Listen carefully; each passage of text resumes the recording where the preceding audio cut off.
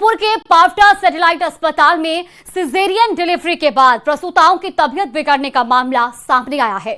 2 महिलाओं को एमडीएम अस्पताल रेफर किया गया था, जिनमें से एक की हालत अभी भी गंभीर बनी हुई है, जबकि 6 महिलाओं का इलाज सैटेलाइट अस्पताल में जारी है। अब जानकारी के अनुसार 20 जून को सभी प्रसूताओं की सिजेरियन डिलीवरी हुई थी और इसके बाद 6 महिलाओं में सेप्टिसीमिया के लक्षण और 2 में किडनी प्रभावित होने की आशंका जताई जा रही थी। हालांकि इसकी पुष्टि जांच रिपोर्ट आने के बाद ही हो सकेगी। अब मामले की गंभीरता को देखते हुए और इस पूरे मामले को गंभीरता से लेते हुए जिला कलेक्टर आलोक रंजन ने बैठक बुलाई और मेडिकल कॉलेज प्राचार्य डॉक्टर BS जोधा और सैटेलाइट अस्पताल PMO कुलबीर सिंह से पूरी जानकारी ली। इसके साथ ही मेडिकल कॉलेज प्राचार्य ने अस्पताल का निरीक्षण भी किया और भर्ती प्रसूताओं की हालत की जानकारी ली। संक्रमण की आशंका के चलते अस्पताल प्रशासन ने ऑपरेशन थिएटर को सीज कर दिया है और दवाओं और अन्य सामग्री के सैंपल जांच के लिए भेज दिए गए हैं। लेकिन फिलहाल इस पूरे मामले की जांच मेडिकल कॉलेज प्रशासन द्वारा की जा रही है। तो देखिए, जोधपुर के पावटा सैटेलाइट अस्पताल में प्रसूताओं की तबीयत बिगड़ने का दरअसल ये पूरा मामला है। जिला कलेक्टर आलोक रंजन ने बैठक बुलाई। सैटेलाइट अस्पताल OT को बंद करवाकर सैंपल लिए गए हैं और बैठक में medical college principal Kulbir Singh से पूरे मामले की जांच भी ली गई है। वहीं MDM अस्पताल में रेफर 2 महिलाओं में से एक की हालत अभी भी गंभीर है, जबकि 6 महिलाओं का अस्पताल में इलाज जारी है। मेडिकल कॉलेज प्राचार्य ने सैटेलाइट अस्पताल OT का निरीक्षण भी किया है और अस्पताल में भर्ती प्रसूताओं की हालत की जानकारी ली है। लेकिन अब कई तरह के सवाल भी खड़े होने शुरू हो गए। दरअसल जिला कलेक्टर के साथ बैठक के बाद CMHO doctor SS Shekhawat, medical college प्राचार्य डॉक्टर BS जोधा सैटेलाइट अस्पताल पहुंचे। जिला कलेक्टर आलोक रंजन भी अब से कुछ ही देर में अस्पताल पहुंचेंगे और अस्पताल में भर्ती प्रसूताओं की जानकारी भी ली जाएगी। लेकिन इस बीच अब ये मामला काफी गंभीर हो चुका है, क्योंकि प्रदेश में ये कोई पहला मामला नहीं है। इससे पहले भी बीकानेर में इसी तरह का मामला सामने आया था, जहां पर प्रसूताओं की तबीयत बिगड़ी थी। कोटा से भी इसी तरह का मामला हमने देखा और अब जोधपुर में एक बार फिर इस तरह का मामला सामने आ चुका है, जहां पावटा सैटेलाइट अस्पताल में प्रसूताओं की तबीयत बिगड़ने का मामला अब तूल पकड़ता जा रहा है। हालांकि इसमें अब लगातार इस पूरे मामले का संज्ञान लिया जा रहा है। जिला कलेक्टर आलोक रंजन ने बैठक भी बुलाई है और साथ ही OT को बंद करवाकर सैंपल लिए गए हैं। बैठक में medical college principal Kulbir Singh से पूरे मामले की जानकारी भी ली गई है। तो वही MDM अस्पताल में रेफर 2 महिलाओं में से एक की हालत गंभीर है। 6 महिलाओं का अभी भी अस्पताल में इलाज जारी है। मेडिकल कॉलेज प्राचार्य ने सैटेलाइट अस्पताल OT का निरीक्षण भी किया है और अस्पताल में भर्ती प्रसूताओं की हालत की जानकारी ली है। तो वही जिला कलेक्टर के साथ बैठक के बाद CMHO doctor SS Shekhawat, medical college प्राचार्य भी अस्पताल पहुंचे। कई तरह के सवाल खड़े हो रहे हैं। प्रसूताओं की मौत के बाद भी आखिर सबक क्यों नहीं लिया गया? पिछली लापरवाहियों को लेकर अब तक क्या जांच हुई, ये एक बड़ा सवाल है, क्योंकि 3 शहरों में इसी तरह के मामले सामने आ चुके हैं और जांच के बाद आखिर किस पर कार्रवाई हुई, किसके खिलाफ इस पूरे मामले पर कार्रवाई की गई और प्रसूताओं की मौत के बाद भी आखिर सबक अभी तक क्यों नहीं लिया गया है? क्योंकि जोधपुर से पहले इसी तरह से बीकानेर और कोटा में भी प्रसूताओं की तबीयत बिगड़ने के बाद मौत तक के मामले सामने आए। अब जोधपुर में भी प्रसूताओं की हालत बिगड़ी है और ऐसे में एक की हालत अभी भी गंभीर बनी हुई है। तो 3 शहर, कोटा, बीकानेर और अब जोधपुर, और इन तीनों शहरों में एक सा ही कहर देखने को मिला है। अब कई तरह के सवाल खड़े हो रहे हैं कि आखिर पिछली लापरवाहियों से सबक क्यों नहीं लिया गया, जांच के बाद किसके खिलाफ कार्रवाई हुई और अब तक इस पूरे मामले में क्या जांच हुई है, कौन इसमें जिम्मेदार होगा, कौन इस पूरे मामले की जवाबदेही तय करेगा। और अब हमारे साथ हमारे संवाददाता भी ग्राउंड जीरो से जुड़ चुके हैं। जयपुर से आसिफ खान हमारे साथ है, जोधपुर से श्याम चौधरी हमारे साथ जुड़ गए हैं, कोटा से हिमांशु और बीकानेर से विक्रम जगरवाल हमारे साथ जुड़ चुके हैं। सबसे पहले हिमांशु, मैं आप ही से सवाल करना चाहूंगी क्योंकि इन मामलों की शुरुआत दरअसल सबसे पहले कोटा से ही हुई थी। अब तक इस पूरे मामले में क्या जांच हुई है, किसकी जवाबदेही तय हुई है? देखिए, जो सबसे बड़ा सवाल फिलहाल खड़ा है वो ये कि 4 मई के बाद में अचानक ऐसा क्या हुआ कि प्रसूताओं के एक के बाद एक किडनी फेलियर के मामले सामने आए। 4 मई को कोटा मेडिकल कॉलेज और जेके लॉन हॉस्पिटल में प्रसूताओं का सीजेरियन होता है और महज 48 घंटे के अंदर 13 मामले सामने आते हैं, जिसके बाद में एक के बाद एक जो प्रसूता है उनकी जो कंडीशन है वो क्रिटिकल मोड पर पहुंचती चली जाती है और महज 7 दिन के अंदर एक हफ्ते के अंदर 5 प्रसूताओं की मौत हो जाती है। और फिलहाल अभी भी कोटा मेडिकल कॉलेज के अंदर 2 प्रसूताएं जिंदगी की जंग लड़ रही हैं, लेकिन जांच अलग अलग स्तर पर होती है। कुछ समय के लिए दवाओं को दोषी बताया जाता है, कई जो करीब 2 दर्जन दवाओं को जांच के दायरे में लाया जाता है, उन्हें जयपुर और कोलकाता की लैब में भेजा जाता है। प्राथमिक तौर पर जो है वो जिम्मेदार माना गया ऑक्सीटोसिन इंजेक्शन को, जो कि सर्जरी से पहले दिया जाता है, सर्जरी के बाद दिया जाता है, जिसे ब्लीडिंग को रोकने के लिए भी काम में लिया जाता है। और ऑक्सीटोसिन इंजेक्शन के अंदर सामने आता है कि उसमें ऑक्सीटोसिन कंटेंट ही नहीं था, वाटर कंटेंट था। अलग अलग तरह से जो नेग्लिजेंसी है वो हर तरफ से सामने आती है। ओटी प्रोटोकॉल्स की बात करें, पोस्ट ऑपरेटिव केयर्स की बात करें, या फिर जो वहां पर स्टाफ, चाहे नर्सिंग स्टाफ हो या डॉक्टर हो, उन हर की जो नेग्लिजेंसी है वो सामने आती है। क्योंकि जांच जो है वो एक स्तर पर नहीं हुई। जांच कोटा मेडिकल कॉलेज की तरफ से जांच कमेटी बनाई गई, उसके स्तर पर जांच हुई। जिला प्रशासन की तरफ से जांच कमेटी बनाई गई, उसने अपनी जांच सबमिट की। एसएमएस अस्पताल की तरफ से एक जांच कमेटी कोटा पहुंची, उसने अपनी जांच रिपोर्ट सबमिट की। एम्स की तरफ से टीम आई, उसने अपनी जांच रिपोर्ट सबमिट की और सीधे तौर पर अलग अलग जो कारण है वो फाइंड आउट किए गए। वो कारण भी आपको बताना चाहेंगे। एक जो महिला सिरिंज जिसके सामने आया कि उसकी बॉडी में इन्फेक्शन था और इन्फेक्शन होने के बावजूद भी उसकी सर्जरी कर दी गई और वो इन्फेक्शन बढ़ता चला गया और सिरिंज की जो है वो जान चली गई।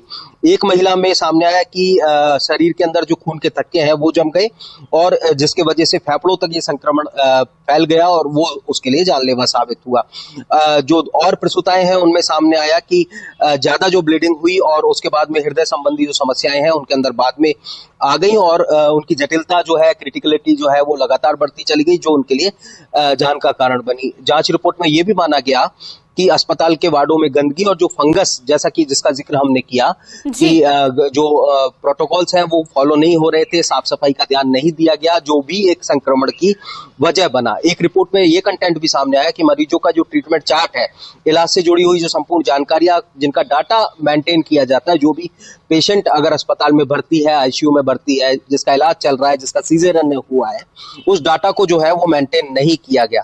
और एक वजह सामने आई ऑक्सीटोसिन इंजेक्शन, जो कि जिसके अंदर ऑक्सीटोसिन कंटेंट नहीं था। तो जब एम्स और एसएमएस की तरफ से ये कंबाइंड रिपोर्ट आई तो अलग अलग जो रीजंस हैं वो फाइंड आउट किए गए और कुल मिलाकर के कहा जाए तो स्टाफ से लेकर प्रोटोकॉल और हर तरह की जो नेग्लिजेंसी है वो निकल करके आई। बिल्कुल हिमांशु, यानी कि अलग अलग स्तर पर लापरवाहियां सामने आई। रिपोर्ट्स में कई सारी चीजों का जिक्र भी आपने किया कि क्या क्या लापरवाहियां अलग अलग स्तर पर देखी गई। बीकानेर का भी अपडेट ले लेते हैं। विक्रम, आपसे जानना चाहेंगे, जो बीकानेर में मामले सामने आए थे उसमें क्या कुछ मुख्य लापरवाहियां सामने आई थी, क्या क्या वजह सामने आई थी? इसके बाद मैं फिर सीधा जोधपुर का भी अपडेट लूंगा। जी बिल्कुल, देखिए बीकानेर की अगर बात करें तो बीकानेर में जो 6 प्रसूताओं की तबीयत बिगड़ने का मामला था, उसके बाद चिकित्सा मंत्री के निर्देश पर एक टीम बनाई गई थी, जो जोधपुर मेडिकल कॉलेज के टॉप मोस्ट डॉक्टर्स की एक टीम थी, वो यहाँ बीकानेर आई और उसकी जो एक रिपोर्ट थी उसमें ये माना गया कि जो ओटी पोर्शन है उसमें इन्फेक्शन को जो है नहीं हो, इसके लिए क्लीनिंग का जो प्रोसेस है उसमें कुछ खामियां जरूर उनको नजर आई थी और उसको सुधारने के लिए निर्देश दिए गए थे। एक टीम भी बना दी गई है जो अब ओटी को लेकर जो है कर्मचारियों को जो है प्रशिक्षण दे रही है और इसके साथ साथ केंद्रीय मंत्री केंद्रीय कानून मंत्री अर्जुन राम मेघवाल की पहल पर एम्स की एक टीम के साथ बीकानेर के डॉक्टरों की भी एक बैठक करवाई गई और उसमें यह तय किया गया है कि इस तरह की बात आई कि जो CHC और PSC लेवल के जो हॉस्पिटल्स हैं वहां पर इस तरह की जो सिस्टम है उनको जो बेटर किया जाए, उस दिशा में भी अब काम किया जा रहा है। लेकिन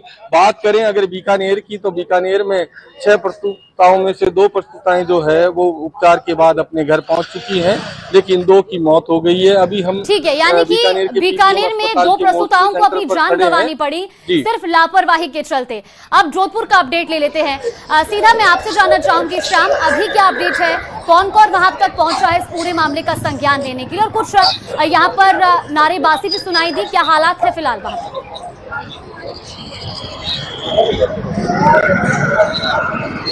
श्याम, आप तक मेरी आवाज पहुंच रही है? यहाँ पर एक बार फिर से श्याम से संपर्क करने की कोशिश करेंगे, शायद उन तक हमारी ऑडियो नहीं पहुंच रही। मैं सीधा आसिफ आपका रुख कर लेती हूँ। हमने शिक्षा मंत्री का बयान भी सुना इस पूरे मामले पर, फिर चाहे कोटा की बात करें, बीकानेर की बात करें और अब जोधपुर की बात करें, लेकिन सबसे बड़ा सवाल यही आसिफ कि ये तीसरा शहर है जोधपुर जहां पर इस तरह के मामले सामने आए हैं, लेकिन आखिर अब तक जांच क्या हो रही है, कौन इसकी जिम्मेदारी लेगा, कब जवाबदेही तय होगी? देखिए, उनके बयान से एक बात तो साफ तौर पर जो समझ में आई, लगभग 10 मिनट के करीब उन्होंने मीडिया से बात की और उनके बयान से लग रहा है कि इस पूरे मामले को लेकर उन्होंने क्लीन चिट दे दी है। उन्होंने कहा 6 महिलाओं को कोई तकलीफ नहीं है, वो बिल्कुल ठीक है। एक महिला को जो है एम्स रेफर किया गया है। जब उनसे रिपोर्ट्स पर बात की गई तो रिपोर्ट्स को लेकर भी कहा गया कि ऐसे रिपोर्ट्स में कुछ भी नहीं कहा गया जो क्वेश्चन मार्क हो, और रही बात कार्रवाई की तो कार्रवाई नहीं की गई है। लेकिन इस बीच में आपको एक बड़ी खबर दे दूं कि यहाँ पर आनंद फानंद में एक ऐसी जो आधुनिक चिकित्सा को उन्नत करने के लिए ऐसे डेलीगेशंस को यहाँ पर बुलाया गया है जिनके पास इस तरीके के डिवाइस हैं जो महाराष्ट्र के अंदर ऑलरेडी अप्लाई किए गए हैं। वो दवाइयों की 2 मिनट के अंदर जांच कर सकते हैं, पता कर सकते हैं दवाई असली है या नकली। एक डेलीगेशन पहुंचा है गजेंद्र सिंह खीमसर के घर पे, चिकित्सा मंत्री के घर पे, और ये वो डिवाइस हैं जो दवाइयों की जांच करते हैं। एक लाइव डेमो लेने की कोशिश करते हैं कि आखिर ये डिवाइस राजस्थान के मेडिकल क्षेत्र को किस तरीके से बदल सकते हैं, कैसे काम करते हैं ये। जैसे कि जो मामला हुआ, जैसे ये टैबलेट में अगर जो मेडिकामेंट होना चाहिए वो अगर एब्सेंट रहेगा तो कैसे रिजल्ट देगा देखते हैं। सबसे पहले तो इसमें अभी आइबुप्रोफेन वाली दवाएं हैं, इसने पास देना चाहिए क्योंकि वही नाम से हमने मेथड सिलेक्ट किए हैं या वही तरीके से हम टेस्ट कर रहे हैं। तो इसको दवाइयाँ अगर ट्रांसपेरेंट पैकेजिंग में है या बंद इसमें है तो खोलने की ज़रूरत नहीं है। जैसे मैंने दवाई को पॉइंट एंड शूट किया, ट्रांसपेरेंट पैकेजिंग में रही है, मैंने मेथड करेक्ट चूज़ किए हैं, उस हिसाब से ये उसके साथ डायरेक्टली लाइट इससे जो निकली वो इंटरेक्ट हो गई। इसको स्पेक्ट्रोस्कोपी टेक्निक कहते हैं और डिवाइस को true scan counterfeit detection device कहते हैं। तो चंद सेकंड में ये बता देता है कि ये पास है, क्योंकि देखिए ये आप देख सकते हैं, ये डिवाइस देख सकते हैं, केवल जो है मेडिसिन को बिना खोले जो है इस डिवाइस से चेक किया गया और इसका जो सॉल्ट है या जो इसके अंदर कंटेंट है वो ये दिखा रहा है कि दवाई बिल्कुल ठीक है। अगर इस तरीके के डिवाइसेस जो कि महाराष्ट्र सरकार पहले से अपने सरकारी अस्पतालों के अंदर इस्तेमाल कर रही है, अगर इस तरीके के डिवाइसेस राजस्थान के अंदर काम में लिए जाएं जो मेडिकल चिकित्सा को और ज्यादा उन्नत बना सकते हैं, तो शायद ये जो हादसे हो रहे हैं दवाई देने से पहले इन्हें रिड्यूस किया जा सके, कम किया जा सके। हालांकि ये डेलीगेशन क्या आपका कॉन्ट्रैक्ट हुआ है, आपने डेमो दिया है चिकित्सा मंत्री को? बिल्कुल, मंत्री जी ने बहुत अच्छे से डिवाइस को समझा। उन्होंने अपने अंडर जो भी सेक्रेटरी अंडर सेक्रेटरीज हैं उनको कहा इवैल्यूएट करने के लिए, और ये बहुत पॉजिटिवली ये चीज को देख रहे हैं और बहुत पॉजिटिव रिस्पांस रहा। देखिए, ये चिकित्सा मंत्री को इन सारी दवाइयों के साथ में लाइव डेमो देने के लिए पहुंचे हैं और जैसा कि ये बता रहे हैं कि चिकित्सा मंत्री ने इन्हें पॉजिटिव रिस्पांस दिया है। इस तरह की मशीनें अगर यहां पर इस्तेमाल की जाए तो काफी हद तक जो है मेडिकल के फील्ड के अंदर बदलाव किए जा सकते हैं। अब एक बार फिर से बयान की तरफ लौटते हैं। जो चिकित्सा मंत्री ने बयान दिया था, उन्होंने कुछ शब्दों का इस्तेमाल किया जो हालांकि बहुत गैर जिम्मेदाराना से शब्द लगे। उन्होंने कहा कि आज के युवा पेन नहीं झेलना चाहते, दर्द नहीं झेलना चाहते, इसलिए वो जो है वो सिजेरियन जो है वो सर्जरी करवाते हैं। साथ ही उन्होंने कहा रेफर किए हुए केस आते हैं, धक्के खाकर यहाँ पर पहुंचते हैं। तो ऐसा लग रहा है कहीं ना कहीं कि बजाय जो है वो कार्रवाई करने के ऐसे लोगों के ऊपर जिनकी वजह से ये हादसा हुआ है या इस तरह की शिकायत हुई है,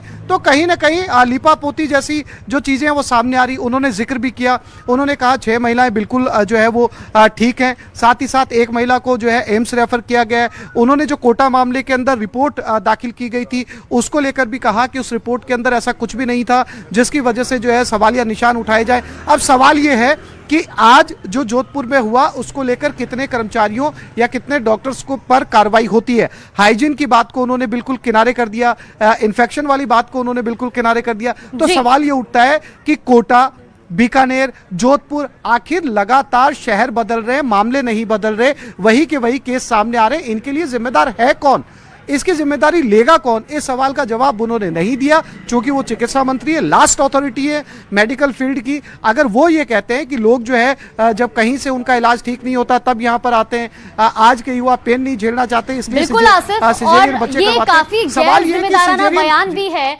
क्योंकि जब ऑपरेशन जैसी सुविधाएं हैं, और अमूमन ऐसा देखा भी जाता है कि डॉक्टर्स भी ऑपरेशन का विकल्प तभी चुनते हैं जब नॉर्मल डिलीवरी में कुछ कॉम्प्लिकेशंस होते हैं या दिक्कत हो सकती है, तभी डॉक्टर्स भी ऑपरेशन का जो है ऑप्शन चुनते हैं। हमारे साथ 2 डॉक्टर्स भी जुड़ चुके हैं, हमारे साथ डॉक्टर रमेश जी हैं और डॉक्टर निर्मला जी जुड़ चुकी है। बहुत बहुत स्वागत है आपका न्यूज़ 18 राजस्थान पर। डॉक्टर रमेश जी, देखिए, सबसे पहले मैं आप ही से सवाल करना चाहूंगी, क्योंकि आज का मामला बेहद गंभीर है। ये राजस्थान का तीसरा शहर है जहां पर इस तरह का मामला सामने आया है, और अब मैं आज चर्चा करना चाहूंगी स्वास्थ्य मंत्री के उस बयान पर जो उन्होंने अभी अभी दिया। उनका कहना है कि आज की पीढ़ी दर्द नहीं झेलना चाहती है और इसीलिए जो है नॉर्मल डिलीवरी के बजाय ऑपरेशन का या सिजेरियन का विकल्प चुना जाता है। कितना सही है उनका ये बयान? जी, मंत्री जी ने जो स्टेटमेंट दिया है वो पूरी तरह से जिम्मेदारी भरा नहीं है। दूसरा, मैं आपको उस और आपका ध्यान खींचना चाहूँगा कि जो हमारी दुर्गति हो रही है हमारे जनाना चिकित्सालयों की, आज मैं उदयपुर की बताऊं तो जनाना चिकित्सालय एक कबूतर खाने से ज़्यादा अच्छा नहीं है। जगह जगह फैला पड़ा है, पुरानी बिल्डिंग खराब हो गई है, उसके लिए पता नहीं 8-10 सालों से प्रयास किए जा रहे हैं, कोई बजट अभी तक नहीं दिया गया, उसको जो स्टार्ट करना था वो स्टार्ट नहीं किया गया। और उन चिकित्सालयों के अंदर जो ओटी है, उन ओटी की जो मेंटेनेंस होनी चाहिए, यानी उनका जो कीटाणु रहित होना बहुत आवश्यक है, वो कीटाणु रहित नहीं हो पाते हैं, फ्यूमिगेशन नहीं हो पाता है, स्टरलाइजेशन नहीं हो पाता है। वहाँ से जो विभिन्न प्रकार के सैंपल लिए जाते हैं, चाहे वो थिएटर की मिट्टी हो, पंखे के ऊपर या एसी के ऊपर लगी हुई जो मिट्टी है उसके सैंपल लेकर के जो जांच होनी चाहिए, तो कुछ केसेस में ये भी चीज़ें सामने आई है कि इन्फेक्शन, ये किडनी फेलियर का और ये जो कॉम्प्लिकेशंस है उनका एक बड़ा कारण रहा है। और मंत्री जी को इन चिकित्सालयों की दुर्दशा सुधारने में अपना ध्यान देना चाहिए, इसके बजाय कि किसी के ऊपर दोषारोपण करें। बिल्कुल, और अब मैं सीधा डॉक्टर निर्मला का रुख करना चाहूंगी। मैं उम्मीद करती हूँ आप तक आवाज पहुंच रही होगी मेरी, डॉक्टर निर्मला जी। डॉक्टर निर्मला जी, आप तक मेरी आवाज पहुंच रही है? उन्होंने ऐसा बोला आपको? शायद उन तक मेरा ऑडियो क्लियर नहीं है, एक बार हम फिर से उनसे सवाल करने का प्रयास करेंगे। डॉक्टर रमेश जी, देखिए, सबसे बड़ा सवाल, जिस तरह से आपने कहा कि साफ सफाई की जो एक जरूरत है, ओटी में सफाई व्यवस्था उचित होनी चाहिए, सिर्फ सिजेरियन डिलीवरी ही में इस तरह के मामले सामने आ रहे हैं।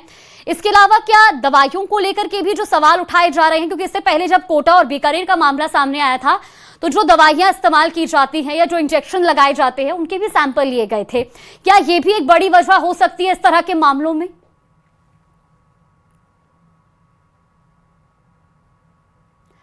नहीं है, जिसकी वजह से इतने सारे जगहों पर मौतें हुई है। इसमें मल्टीपल कारण रहे हैं और उन मल्टीपल कारणों में दवाइयों का जो मानक रूप से सही नहीं होना, यानी सब स्टैंडर्ड होना, उनकी जांच नहीं होना, सैंपल्स की रिपोर्ट कई कई महीनों तक लंबित रहना, ये भी एक महत्वपूर्ण विषय है जिसके ऊपर ध्यान देने की जरूरत है। और हो सकता है कि वो दवाइयां ऐसी हो, कुछ में जैसे ये बताया जा रहा है कि ऑक्सीटोसिन जो इंजेक्शन है जी वो उसमें दवाई बिल्कुल, यहाँ पर दवाइयों में और उसमें जो ऑक्सीटोसिन है खास तौर पर, उसको लेकर के भी सवाल उठे थे। यहाँ पर शायद डॉक्टर रमेश जोशी जी का नेटवर्क थोड़ा इशू हो रहा है, एक बार हम उनसे फिर से संपर्क करने की कोशिश करेंगे। सीधा जोधपुर चलते हैं, श्याम हमारे साथ लगातार बने हुए जोधपुर से। श्याम, बताइएगा अभी मौजूदा स्थिति क्या है, कौन कौन फिलहाल इस पूरे मामले के सामने आने के बाद वहां पर अब तक संज्ञान लेने के लिए पहुंचा है? बैठक भी हुई थी, उसमें क्या सामने आया?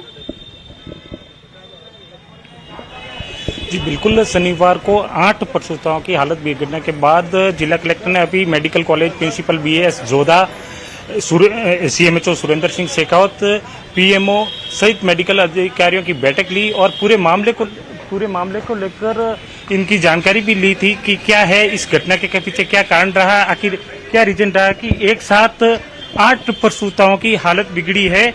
और अस्पताल प्रशासन अभी स्वयं कलेक्टर, जिला कलेक्टर है जो यहाँ पर पहुंच रहे हैं और अस्पताल में जो हुआ है उसको लेकर पूरी जानकारी लेंगे। जी, हमारे साथ मेडिकल कॉलेज के प्रिंसिपल सर हैं, तो उनसे बात करेंगे। सर ये भी तो देखो, मेरे को दूसरे भी तो काम है। पूछिए, एक बार उनसे सवाल कीजिए शाम की, आखिर इस तरह के मामले लगातार सामने आ रहे हैं, किसकी उनको किसी जिम्मेदारी तरह की कोई तकलीफ नहीं है। डॉक्टर्स वहां से आ गए हैं, फिजिशियन भी चेक कर लिया है, मैंने सुबह से 2 बार उनको देख लिया है। 2 पेशेंट्स में से एक पेशेंट को हमने एम्स ललिता को शिफ्ट किया है, उसके ब्लड प्रेशर में और डायबिटीज के कारण उसमें थोड़ी दिक्कत थी तो उसको एम्स शिफ्ट किया गया है। एक पेशेंट अभी एमडीएम में ही है और उसकी कंडीशन अभी स्टेबल है और उसके सब चीजों का मॉनिटरिंग हम कर रहे हैं। जी, जो यहाँ पर 6 पेशेंट भर्ती है उनकी हालत कैसी है? सब ठीक हैं, सबके पैरामीटर्स ठीक हैं, सब खा पी रही हैं अच्छे से, सबके यूरिन आउटपुट अच्छे हैं, कोई किसी तरह की दिक्कत नहीं। जिला कलेक्टर के साथ जो बैठक हुई उसमें क्या कलेक्टर ने ये इन्हीं चीजों की बातचीत की है, जो फैक्चुअल रिपोर्ट्स क्या हैं, क्या क्या आपने किए हैं अभी तक, और आगे नहीं हो उसके लिए आपके क्या प्रबंध है, उसके बारे में जानकारी दी। जो यहाँ से सैंपल लिए गए हैं उनकी जांच रिपोर्ट कब तक आएगी? क्या उम्मीद कर रहे हैं आज शाम तक या कल सुबह तक आ जाएगी। जी, तो ये थे जो मेडिकल कॉलेज के प्रिंसिपल बीएस जोधा थे, जिन्होंने बताया कि जो 8 प्रसूताओं की हालत बिगड़ी थी उनमें से एक प्रसूता को एम्स में के लिए रेफर कर दिया गया है, जिसका एम्स में अस्पताल में उपचार है, वहीं एक का एमडीएम के अस्पताल में ही उपचार जारी है। वहीं 6 अन्य प्रसूताएं हैं जिनका सैटेलाइट अस्पताल में यहाँ पर उपचार जारी है और उनकी हालत ठीक बताई जा रही है, जिसकी एक महिला की हालत थोड़ी सी नाजुक है जिसको एम्स में उपचार जारी है। वहीं जो अस्पताल के प्रमुख जो फिजिशियन है उनकी देखरेख में इनका इलाज भी किया जा रहा है ताकि महिलाओं की जल्द से जल्द हालत ठीक हो जाए। जी बिल्कुल, हमारे साथ senior gynaecologist doctor Nirmala Sharma ji भी जुड़ गई है। मैं उम्मीद करती हूँ आप तक मेरी आवाज पहुंच रही होगी। डॉक्टर निर्मला जी, आप तक मेरी आवाज पहुंच रही है? हाँ, नमस्कार, आवाज आ रही है आपकी? जी बिल्कुल, मैं आपसे 2 सवाल करना चाहूंगी। एक तो अभी जब हमारे संवाददाता बीएस जोधा जी से बातचीत कर रहे थे तो उन्होंने कहा कि जो 6 प्रसूताएं हैं उनकी हालत स्थिर है। अंग्रेजी की कहावत है precaution is better than cure. तो आखिर क्यों जब हालात बिगड़ते हैं तब उसको लेकर के संज्ञान लिया जाता है, बजाय पहले से ही प्रिकॉशंस अपनाए जाएं, साफ सफाई रखी जाए, दवाएं जिन पर अक्सर सवाल उठते रहे हैं उनका ध्यान से उनकी डोजिंग दी जाए? क्या आप इसके पीछे वजह मानती हैं? हाँ, देखो, आपका प्रश्न बिल्कुल लाजिम है, क्योंकि आप ये देखें कि कोई भी प्रेगनेंसी है, सभी हाई रिस्क प्रेगनेंसी होती हैं, कोई भी ऐसा नहीं है, कोई भी प्रसव जटिल नहीं, सारे प्रसव जटिल होते हैं।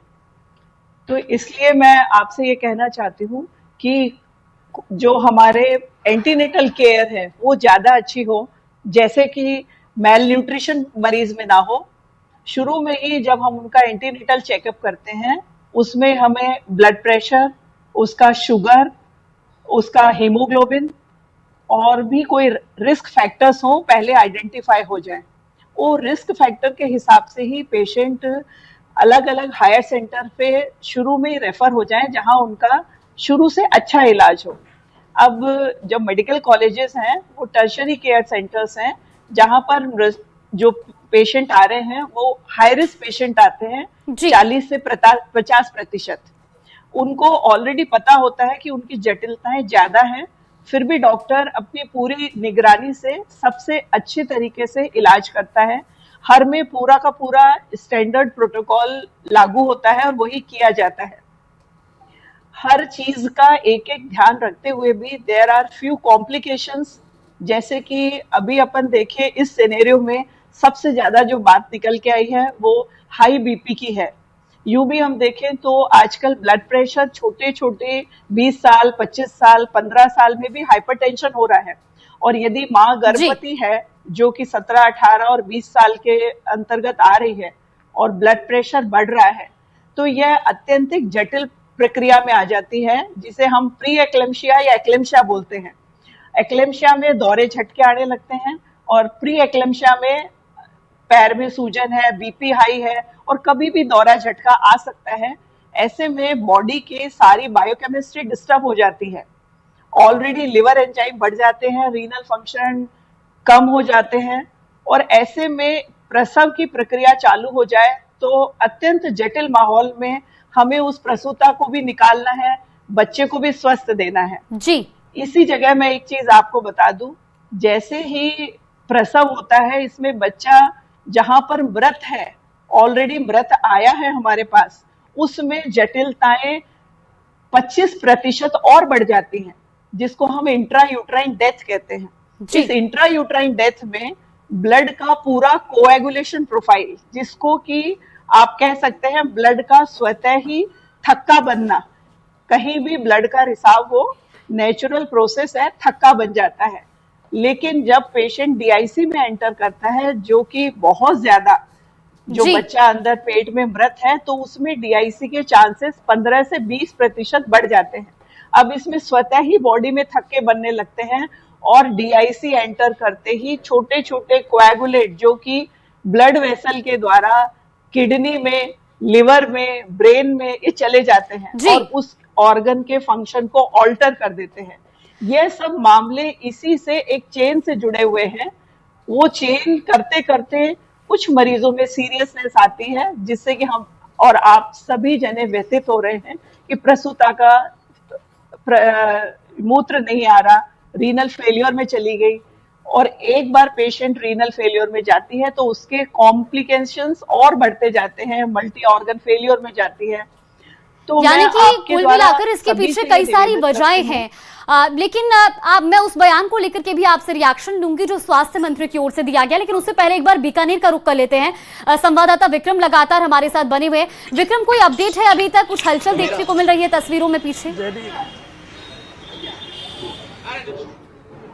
की मौत यहाँ बीकानेर में हुई थी, शारदा नायक, उसको लेकर जो है एजिटेशन चल रहा है और मैं आपको अभी दिखाना चाहता हूँ। मैं मोर्चरी के सामने ही खड़ा हूँ और यहाँ पर देखिए ये तमाम वो लोग हैं, समाज के जो लोग हैं वो यहाँ पर एकत्रित हुए हुए हैं और उसके साथ कांग्रेस के नेता भी यहाँ पर आए हुए हैं और बड़ी संख्या में महिला और पुरुष जो हैं वो यहाँ पर मौजूद हैं और ये डिमांड की जा रही है कि जो ये मौत के कारण है उसका खुलासा किया जाए। देखिए कि लोग जो हैं वो बड़ी संख्या में यहाँ पर पहुंचे हुए हैं, महिलाएं भी यहाँ पर खूब सारी बैठी हुई है और उनके साथ हम बात करना चाहेंगे इनके परिजनों से और जो लोग यहाँ पर धरने पर बैठे हैं उनसे बात करेंगे।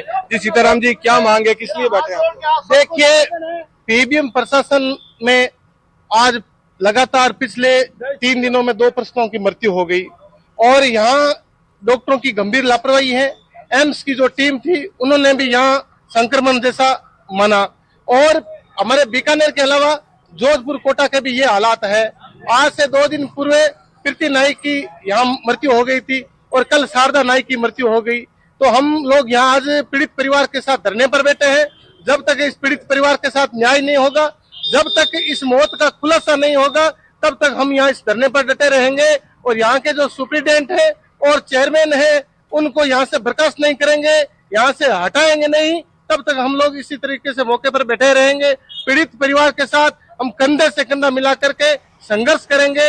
अगर सड़कों पर सोना पड़ा तो हजारों की संख्या में हम यहाँ डटे रहेंगे। देखिए रोष बुरी तरीके से देखा जा रहा है और ये देखिए शारदा हैं, उसके जो पिता हैं वो यहाँ पर बैठे हुए हैं, उसके साथ तमाम वो परिवार के लोग हैं वो यहाँ पर बैठे हुए हैं और ये जो पति हैं उनके वो भी एक यहाँ बार पर एक बार बैठे बातचीत हुए हैं। कीजिएगा उनके परिजनों से। विक्रम, क्या उनका कहना है जब अस्पताल में भर्ती कराया गया था तब क्या कुछ स्थिति थी शारदा की? जी जी बताइए, क्या स्थिति थी यहाँ जब आप लेके आए शारदा को, और अब क्या मांग है? एकदम स्वस्थ लेके आए थे, चल के आई थी और उसमें कोई कमी नहीं थी। आया तब बोला तो भर्ती करना है, भर्ती करा दिया। उस टाइम लाइट वाइट कम थी, ऑपरेशन उस टाइम हुआ नहीं। उसके बाद में 3 तारीख को लेके आए, 4 तारीख को उसका ऑपरेशन हुआ था। 9:28 पर ऑपरेशन हो गया था, बच्चा स्वस्थ एकदम दे दिया था। क्या लग क्या रहा, क्या कारण है, क्यों? कारण नहीं है, डॉक्टरों के कारण है। संक्रमण फैलना हमारे को क्या पता संक्रमण कैसे फैलते हैं। और गुर्दा खत्म होना तो मेरे को क्या मालूम कैसे गुर्दा खत्म होते हैं। आंखें खत्म होती है तो मेरे को क्या पता आंखें कैसे खत्म होती है। डॉक्टर तो पूछा तो हजारों ताकत में इसकी कमियां है, हजारों कमी है। मैं डॉक्टर साहब क्या कमी है, हजारों कमी है इसमें। मैं यहाँ लाने के बाद में हजारों कमी हो गई। फिर डॉक्टर ने बोला यहाँ अंधी थी, इसका पीछे से गुर्दा खराब था, ये डॉक्टर ने बोल रहा है। अब क्या चाह रहे हैं? हम डॉक्टर को सस्पेंड करना चाहते हैं, दूसरा नया लाए। ये पैसे कमा कमा के घर भर लिए। ठीक है विक्रम, अंदाज खो गए।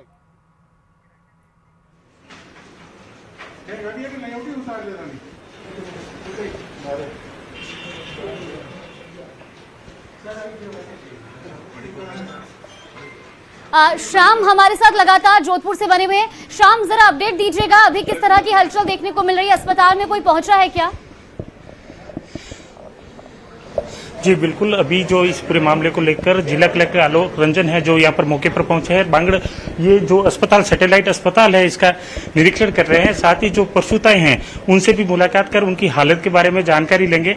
उनके साथ मेडिकल कॉलेज के principal BS Jodha, CMHO SS Shekhawat, संयुक्त निदेशक भी यहाँ पर उनके साथ मौजूद है। अगर संभव हो तो शाम एक बार उनसे बातचीत का भी प्रयास कीजिएगा। जी बिल्कुल, अभी जो है वो प्रसूताओं के वार्ड में गए हुए हैं, इसलिए वहां पर मीडिया की एंट्री नहीं है। बाहर आने के बाद उनसे बात करने की भी कोशिश करेंगे।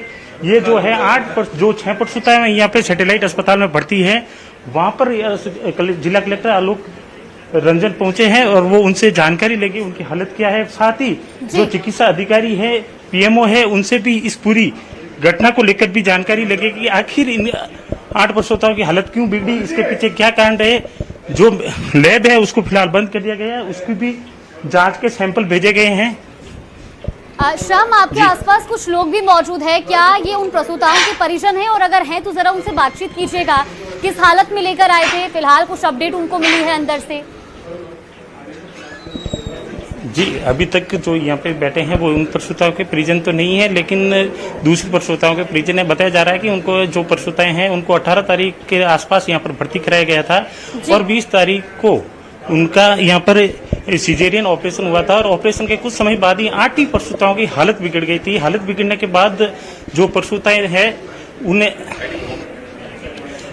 2 प्रसूताओं को MDM अस्पताल में भर्ती करवाया गया था, जिसके बाद एक प्रसूता की हालत गंभीर होने पर उसे एम्स के अस्पताल में रेफर किया गया है।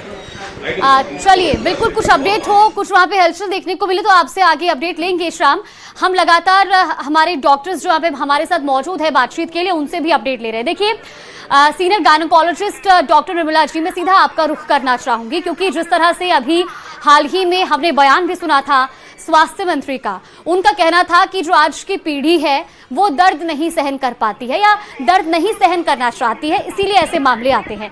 लेकिन आप बताइए कि जब सिजेरियन ऑप्शन चुना जाता है, नॉर्मल डिलीवरी के अलावा जब ऑप्शन चुना जाता है ऑपरेशन का, तो वो फैसला क्या परिजनों का होता है, मरीज का होता है, या फिर जब कॉम्प्लिकेशंस आते हैं उसके बाद सिजेरियन का फैसला लिया जाता है? पूरे स्कैम में दोषी है फर्जी कंपनियों की दवाएं जो पैक करके पैसे खाने की। बिल्कुल डॉक्टर निर्मला जी, अब तक मेरी आवाज पहुंच रही है?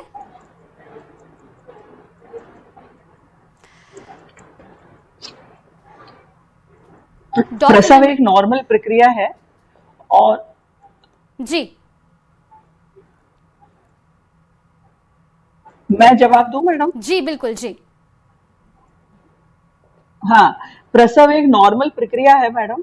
जो कि हमेशा ही जब नेचुरल प्रसव होता है तो उसे कोई भी सिजेरियन में कन्वर्ट नहीं करता है, लेकिन जब कोई कॉम्प्लिकेशंस हैं उसमें, जैसे आड़ा बच्चा है या फिर खून अत्यधिक निकल रहा है या बहुत ज्यादा उसको बीपी बढ़ गया है और नॉर्मल डिलीवरी नहीं हो पा रही, बच्चे की जान को खतरा है, ऐसी कंडीशंस में जहां ऑब्स्टेट्रिकल इंडिकेशन का मतलब मां के कारण ऑपरेशन और फीटल इंडिकेशन का मतलब एक बच्चे की जान बचाने के लिए सिजेरियन, दो कैटेगरी में हम डिवाइड करते हैं। तो वो इंडिकेशंस स्टैंडर्ड प्रोटोकॉल के हिसाब से ही सिजेरियन करते हैं। ऐसा नहीं कि किसी माँ ने कह दिया दर्द सहन नहीं होते तो डॉक्टर ऑपरेशन नहीं करता, उसको अपनी क्राइटेरियाज फुलफिल होते हैं तभी डॉक्टर ऑपरेशन करता है, और वो भी सिर्फ या तो माँ के लिए डिलीवरी एक संघर्षपूर्ण है और या बच्चा बच नहीं सकता। तो ये तो इंडिकेशंस क्लियर कट किताबों में लिखे हैं कि किस में ऑपरेशन करना और किस में नहीं करना। फिर भी नॉर्मल प्रसव होते होते भी कई जटिलताएं ऐसी आ जाती हैं जिसमें प्रसव के मध्य ही ऑपरेशन लेना जरूरी हो जाता है। इसमें बच्चे की धड़कन खराब होना या योनि से अत्यधिक रक्तस्राव होना या अत्यधिक बीपी बढ़ जाना, जी, ये ऐसी चीजें हैं जहां प्रसव के मध्य भी ऑपरेशन होता है। बिल्कुल, हमारे साथ कोटा से हमारे संवाददाता हिमांशु भी लगातार बने हुए हैं, और क्योंकि उन्होंने कोटा में जो पूरा मामला सामने आया उसको उन्होंने ग्राउंड जीरो से कवर किया, इसीलिए वो भी आपसे एक प्रश्न करना चाहते हैं। Over to you Himanshu. Nirmala ma'am, मेरा एक सवाल आपसे ये होगा, निश्चित तौर पर चिकित्सा मंत्री ने बयान दिया कि जो भी केसेज मेडिकल कॉलेज या सरकारी अस्पतालों में पहुंचते हैं वो क्रिटिकल होते हैं, और उसके साथ में उन्होंने एक आंकड़ा रखा कि जो मृतक दर है वो बहुत कम है, उसे 0 पॉइंट कुछ दायरे में बताया, और निश्चित तौर पर बताया कि ये एक बहुत छोटा आंकड़ा है। लेकिन मेरा सवाल ये है कि 4 मई के बाद में अचानक ऐसा क्या हुआ कि इस पूरे घटनाक्रम की शुरुआत होती है। 4 मई से महज 48 घंटे के अंदर जेके लॉन और मेडिकल कॉलेज में एक साथ 13 सीजेरियन जो फीमेल्स है, प्रसूताएं, उनकी तबीयत बिगड़ जाती है, उन्हें किडनी फेलियर हो जाता है, 5 प्रसूताओं की मौत 7 दिन में हो जाती है, जिसके बाद में फिर ये मामला बीकानेर से लगभग ऐसा मामला सामने आता है, और अब जोधपुर। इसके पीछे चूंकि आपका लंबा अनुभव रहा है, ये 1.5-2 महीने का जो दायरा, और इसके बाद में कोटा के बाद बीकानेर के बाद अब जोधपुर, ऐसा क्या लगता है आपको कि इसके पीछे रीजन क्या है, मुख्य वजह क्या है?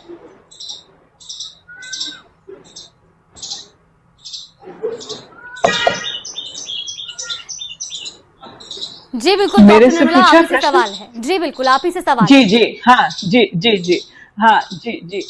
ये एक बहुत ही गंभीर मामला है जो ये पिछले पूरा 1-1.5 महीने से हुआ है। हम भी खुद व्यथित हैं, चिंतित हैं। राज्य सरकार की भी बहुत सारी टीम आई है, केंद्र से भी, एम्स की भी टीम आई है, लेकिन कुल मिला के जहां तक डॉक्टर्स को अभी तक ये पता नहीं लग पाया है कि कहाँ पर क्या चीज करें और क्या चीज ना करें जिससे यह सब चीज रुक जाए। हम सभी लोग उसी प्रोटोकॉल्स को फॉलो कर रहे हैं जो पहले करते थे, अब और स्ट्रिक्टनेस करते हुए सभी सीनियर डॉक्टर्स उसको सख्त पूर्ण पालना करवा रहे हैं। उसके बावजूद भी आप देख रहे हैं कि अभी आप जैसा जोधपुर का बता रहे हैं, तो ये सब चीज देखते हुए मैं आपको पुनः दोहराती हूँ कि किसी भी प्रसूता जो कि एंटीनेटल है, उसकी शुरू से ही गर्भ में बच्चा आने के बाद ही हम उसको स्ट्रिक्ट विजिलेंस में रखेंगे, तभी लास्ट में जाकर के चाहे वो सीएससी पे डिलीवर हो, पीएससी पे हो, चाहे कोई मेडिकल कॉलेज में हो, उसकी हालत ऐसी नाजुक ना बने। ये कॉम्प्लिकेशंस पहले ही हम स्क्रूटनी कर लेते हैं, पहले ही हमें मालूम पड़ जाते हैं। अभी मुख्यमंत्री की योजना के अनुसार माँ योजना में सभी पीएससी सीएससी पर सभी तरह की जांचें उपलब्ध हैं। हमारे जो प्रेगनेंसी के दौरान जो जांचें बहुत जरूरी हैं, वह एक तो सीबीसी, दूसरा liver function test, kidney function test, और आपको ये बता दूं ब्लीडिंग प्रोफाइल बहुत जरूरी है करवाना। उस ब्लीडिंग प्रोफाइल के बिना हम आगे नहीं बढ़ सकते। और तीसरी चीज, decision for making caesarean section, it should be very necessary. ऐसा नहीं है कि पेशेंट ने बोल दिया सीजर कर दिया, क्योंकि सिजेरियन होता है वो अपने आप में एक जटिल प्रक्रिया है। उसमें एनेस्थीसिया भी आता है, बहुत सारी दवाइयां भी आती हैं, उसके बाद ऑपरेटिंग प्रोसीजर का भी पेशेंट पे लोड होता है, रक्तस्राव भी होता है। तो एक पॉइंट हमेशा ऑब्स्टेटिक के अंदर, जिसमें बच्चे की डिलीवरी से संबंधित जुड़ी हुई साइंस है, डिसीजन ऑफ मेकिंग सिजेरियन एक बहुत इंपॉर्टेंट और एक बहुत ही जुडिशियल चीज है। बिल्कुल, और इस आपका point के ये अलावा स्टेटमेंट, आपका एक क्लियरेंस जो कहीं ना critical- कहीं इसको भी क्लियर करता है, जो स्वास्थ्य मंत्री की ओर से बयान दिया गया कि युवा पीढ़ी दर्द नहीं सहना चाहती है, जबकि सिजेरियन का फैसला डॉक्टर का होता है। जब जटिलताएं होती है, कॉम्प्लिकेशंस होती है, उसके बाद सिजेरियन को चुना जाता है। बिल्कुल, यहाँ पर मैं सीनियर फिजिशियन रमेश ऐसा नहीं, जटिलताएं होने के बाद सीजर नहीं होते, जटिलताएं हो रही हैं इसलिए सिजेरियन किया जाता है। बिल्कुल, यानी कि ये किसी का चॉइस ऑफ डिसीजन नहीं होता है, और खास तौर पर ये मरीज की चॉइस नहीं होती है। नहीं है, चॉइस ऑफ डिसीजन नहीं। बिल्कुल, यही मैं आपसे क्लियर करना चाहती थी, क्योंकि स्टेटमेंट दिया गया स्वास्थ्य मंत्री की ओर से। चॉइस ऑफ डिसीजन नहीं है जी। ये सिर्फ प्रोटोकॉल के हिसाब से किया जाता है। बिल्कुल, सीनियर फिजिशियन हमारे साथ है डॉक्टर रमेश चौरसी। रमेश जी, देखिए, ये जरूर बताइएगा, क्योंकि अभी हम जब बीकानेर में हमारे संवाददाता परिजनों से बातचीत कर रहे थे तो उन्होंने आरोप लगाया संक्रमण का, और उन्होंने ये भी कहा कि जब महिला को या प्रसूता को अस्पताल आए थे तब वो बिल्कुल स्वस्थ थी, वो खुद अस्पताल आई थी, लेकिन उसके बाद कॉम्प्लिकेशंस बढ़े, संक्रमण बताया गया, फिर किडनी फेलियर, कहीं पर आंखों की रोशनी जाना, कई बार डिहाइड्रेशन की भी बात कही गई बयानों में। कैसे ये पूरा संक्रमण फैलता है? एक प्रसूता जो कि स्वस्थ अवस्था में अस्पताल पहुंच रही है, लेकिन उसके बाद संक्रमण फैल रहा है और फिर हालत बिगड़ती जा रही है। मैडम, हॉस्पिटल में जो संक्रमण होता है वो बाहर के संक्रमण से ज्यादा खतरनाक होता है जी। पहली चीज। दूसरी चीज, इन अस्पतालों की हालत इतनी ज्यादा खराब है, खास तौर से जनाना चिकित्सालयों की, कि आप इनके टॉयलेट में टॉयलेट करने नहीं जा सकती।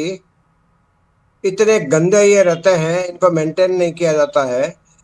जहाँ ऑपरेशन थिएटर की बात है, समय समय पर रंग रोगन होना चाहिए, फ्यूमिगेशन होना चाहिए, स्टेरिलाइजेशन होना चाहिए, एक प्रोटोकॉल की पालना की जानी चाहिए ताकि इन्फेक्शन को रोका जा सके। जैसी एक बात आई थी कि prevention is better than cure, तो वो प्रिवेंशन वाला जो पार्ट है अभी बहुत ज्यादा मिसिंग है और उसके ऊपर बहुत ज्यादा काम करने की आवश्यकता है। दूसरा, एक मैं अभी समाचार पत्र पढ़ रहा था, शायद वो जोधपुर या बीकानेर की कहीं की बात है कि जनाना चिकित्सालय के आसपास ढेर सारी गंदगी पड़ी है। तो ये गंदगी जो है वो इस इन्फेक्शन का कारण होती है, और क्योंकि इतने सारे किडनी फेलियर हुए हैं तो कोई कोई कॉमन फैक्टर निश्चित रूप से इसमें काम कर रहा है, और उस कॉमन फैक्टर में से हम इन्फेक्शन को सबसे ऊपर रखते हैं, दवाइयों को नंबर 2 पे रखते हैं। 1 घंटे के हो ही रहे हैं ना जी। लगातार। तो ये मैं माननीय जो चिकित्सा मंत्री जी हैं और माननीय जो बाकी अधिकारी हैं जिम्मेदार और मुख्यमंत्री जी हैं, उनसे यही निवेदन करना चाहूंगा कि किसी जिम्मेदार एजेंसी को इन सभी जनाना चिकित्सालयों की, जो कि राजस्थान में पूरे में है, जांच के लिए नियुक्त किया जाए, और प्रोटोकॉल वहां पर लागू हो रहा है या नहीं लागू हो रहा है उनकी स्थिति में सुधार किया जाए। बहुत सारी जगह बिल्कुल, यानी कि कुल मिलाकर के अलग अलग स्तर पर सुधार की आवश्यकता है, तभी इन पर रोक लगाई जा सकती है। और सबसे बड़ी चीज कि अभी जो 3 मामले सामने आए हैं, जोधपुर, बीकानेर और कोटा के, इनसे सबक लेना होगा, क्योंकि ये मामले थम नहीं रहे। कोटा 4 मई से शुरुआत हुई, फिर कोटा, फिर बीकानेर और अब जोधपुर। हिमांशु, सीधा मैं आपका रुख कर लेती हूं, क्योंकि जिस तरह से हमारे डॉक्टर्स ने भी बताया, पहली चीज तो ये बिल्कुल क्लियर है कि सिजेरियन का डिसीजन किसी भी प्रसूता का, किसी भी पेशेंट का नहीं होता है। और दूसरी चीज की संक्रमण तब फैलता है जब वहां पर सफाई व्यवस्था दुरुस्त नहीं होती है, और खासतौर पर जिक्र करा कि जिस तरह से वहां पर वॉशरूम्स होते हैं, वहां पर सफाई व्यवस्था नहीं होती, और संक्रमण का डर बाहर से ज्यादा अस्पताल में जब ओटी रूम है वहां पर ज्यादा फैलने का डर रहता है। कोटा में 4 मई को क्योंकि ये पूरा मामला सामने आया था, अभी तक सबक लिया गया है कोटा के अस्पताल में? क्या वहां पर दुरुस्त हुई है व्यवस्थाएं सफाई से लेकर के और अलग अलग स्तर पर? देखिए, निश्चित तौर पर क्योंकि पूरा की पूरा मेडिकल सिस्टम सवालों के घेरे में था, जिसके बाद में अलग स्तर पर जांच हुई, बड़े स्तर पर जांच हुई और पूरे की पूरी जो चिकित्सा जो चक्र है उस पर सवाल खड़ा हुआ। कोटा मेडिकल कॉलेज, चूंकि न केवल कोटा बल्कि पूरे हाड़ौती मध्य प्रदेश से जो मरीज है क्रिटिकल कंडीशन में यहाँ पर आते हैं, बेहतर इलाज की उम्मीद लिए आते हैं, लेकिन एक साथ इतने मामले सामने आने के बाद में बड़े स्तर पर एक तरफ तो जहां जांच हुई, बड़े बदलाव भी चूंकि किए गए। वो जो ओटी जहां पर सामने आया सबसे पहले कि ओटी प्रोटोकॉल्स जो है फुलफिल नहीं हो रहे थे, ओटी जो है फ्यूमिगेशन नहीं किया गया था, ऑपरेशन से पहले, सर्जरी से पहले स्टेलाइज नहीं किया गया था, तो उनको पूरी तरह से बाद में बंद किया गया। बंद करने के बाद में उन्हें नए सिरे से तैयार किया गया और कहा जा सकता है कि लंबे समय तक बंद रखने के बाद में जो कमियां खामियां थी उन्हें दुरुस्त किया गया। दूसरे तौर पर जो सवाल खड़े हुए दवाइयों पर, अभी भी जो ऑक्सीटोसिन इंजेक्शन है उसे पूरी तरह से फिलहाल सप्लाई को बंद कर दिया गया है। अब नए सिरे से जो सप्लाई है वो अलग कंपनी के जरिए फिलहाल शुरू करवाई गई है। इन सब के बीच में जो है जो कुछ जिम्मेदार नर्सिंग स्टाफ थे, डॉक्टर्स थे, उन पर भी इस पूरे मामले में कार्रवाई की गई और वहीं चूंकि सीधे तौर पर जहां जहां पर भी कमियां थी उनको दुरुस्त करने की कोशिश की गई। लेकिन अपने आप में ये एक बहुत बड़ा सवाल है कि आखिर ऐसा हुआ क्या था, वो स्पेसिफिक रीजन जो है वो नहीं निकल करके आया।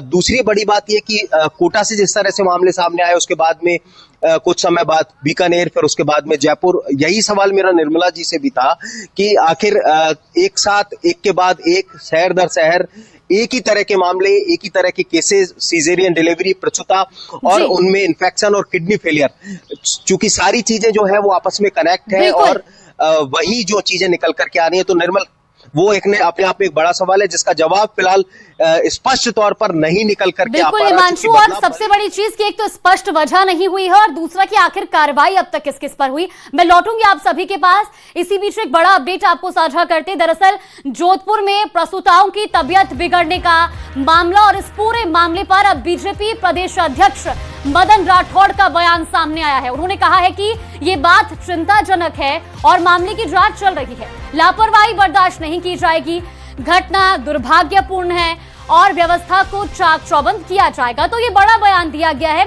बीजेपी प्रदेश अध्यक्ष मदन राठौड़ की ओर से। एक बार आपको बयान भी सुनवाते हैं।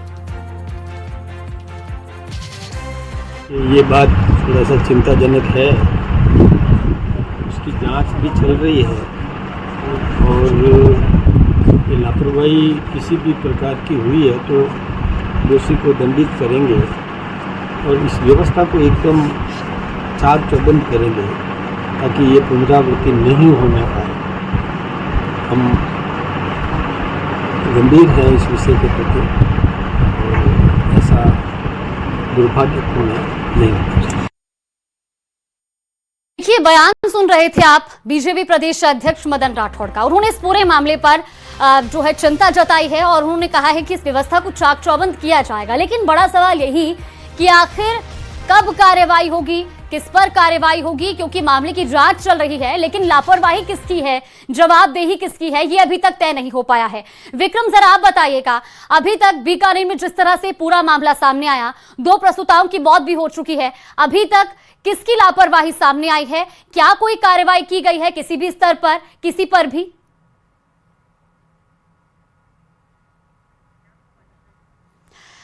चलिए, यहाँ पर विक्रम से हमारा संपर्क नहीं हो पा रहा है। श्याम, सीधा आपसे जानना चाहूंगी, क्या अपडेट है? अभी वहां पर जिला कलेक्टर पहुंचे थे संज्ञान लेने के लिए, कुछ बड़ा अपडेट आपके पास? जी बिल्कुल, जिला कलेक्टर आलोक रंजन है जो सैटेलाइट अस्पताल में यहाँ पहुंचे हुए हैं। उनके साथ मेडिकल कॉलेज के principal BS Jodha, CMHO SS Shekhawat, संयुक्त सचिव भी यहाँ पर, संयुक्त डायरेक्टर भी यहाँ पर मौजूद है जो लगातार यहाँ पर गायनिक वार्ड में मौजूद है। पिछले आधे घंटे से हैं वो गायनिक वार्ड में है। जो प्रसूताएं हैं जिनकी 20 जून को हालत बिगड़ी थी उनसे भी वो बातचीत कर रहे हैं, उनके परिजनों के साथ भी बातचीत कर रहे हैं कि आखिर क्या कारण रहा। साथ ही जो चिकित्सक है जो इस अस्पताल में है, जो अधिकारी है, उनसे भी इस पूरे घटनाक्रम को लेकर जानकारी ले रहे हैं कि इनकी जो तबीयत कैसे बिगड़ी थी, क्या हालत रहे थे, OT के कारण रहे थे या अन्य कोई कारण रहे थे, जिसको लेकर भी जानकारी ले रहे हैं। वहीं MDM अस्पताल में जो 2 प्रसूताएं भर्ती थी उनमें से एक ही हालत नाजुक होने पर उसे एम्स अस्पताल के लिए भी रेफर कर दिया गया है, जहां पर उसका उपचार जारी है। वहीं 6 जो प्रसूताएं यहाँ पर सैटेलाइट अस्पताल में हैं, उनकी हालत स्थिर बताई जा रही है। वहीं शाम क्या जो एमडीएम में ओटी में ये पूरा ऑपरेशन हुआ था, क्या जोधपुर की ओटी में भी किसी तरह के संक्रमण की अभी तक पुष्टि हुई है कि वहां से संक्रमण फैला, इसके बाद स्थिति खराब हुई? जी बिल्कुल, अभी जो हमने मेडिकल कॉलेज के प्रिंसिपल बीएस जोधा से बात की है, उन्होंने कहा है कि मेडिकल ये जो ओटी है उसको अभी फिलहाल बंद करा दिया गया है, ऑपरेशन के बाद से ही बंद है। और जो उस ओटी के सैंपल लिए गए हैं उसके आगामी 2 या 3 दिन में उसके सैंपल की जांच रिपोर्ट आ जाएगी। उसके बाद ही स्पष्ट हो पाएगा कि संक्रमण की वजह से इन प्रसूताओं की तबीयत बिगड़ी थी या अन्य कोई कारण रहे थे, उसकी भी जांच की जा रही है। वहीं प्रशासन की ओर से गठित एक टीम है जो इस पूरे मामले को लेकर जांच कर रही है, जिसमें संयुक्त निदेशक सीएमएचओ, मेडिकल कॉलेज प्रिंसिपल व अस्पताल पीएमओ भी इसमें शामिल है। बताया जा रहा है कि शनिवार को इन 8 ही प्रसूताओं का ये ऑपरेशन यहाँ पे सिजेरियन के मार्फत हुआ था और उसके बाद से इनकी तबीयत लगातार बिगड़ी, जिसके बाद अस्पताल व चिकित्सा प्रशासन में हड़कंप मच गया था और आनन फानन में 2 प्रसूताओं की हालत गंभीर होने पर उन्हें एमडीएम में भर्ती कराया गया था। अभी फिलहाल है प्रशासन जो सिर्फ इस बात पे टिका है कि इसकी पूरी जांच की जा रही है। आखिर जांच के पीछे कब तक ये जांच पूरी होगी, क्योंकि जो यहाँ पे दूसरे प्रसूताओं के साथ जो उनके परिजन आए हैं उनमें भी एक चिंता का विषय सता रहा है कि कहीं इन प्रसूताओं के साथ की तरह और ये चिंता होनी लाजमी है शाम, क्योंकि इससे पहले बीकानेर और कोटा में जो मामले सामने आए उसमें प्रसूताओं की मौत तक हो गई थी, इसलिए चिंता होनी लाजमी है।